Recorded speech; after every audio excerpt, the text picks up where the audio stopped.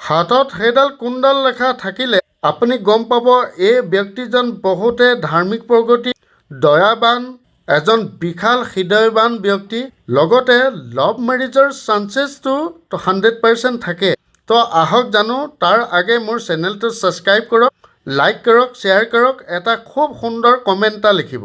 তো সেই ৰেখাডাল হৈছে এইডালে যিডাল হাৰ্ট লাইন বুলি কৈছে, যিটো দুমুখীয়া এটা ৰেখা গৈ পেলাই শনি আৰু বৃহস্পতিৰ মাজত, আৰু তাৰে এডাল ৰেখা গৈ পেলাই আপোনাৰ বৃহস্পতি পৰ্বতত পাইছে।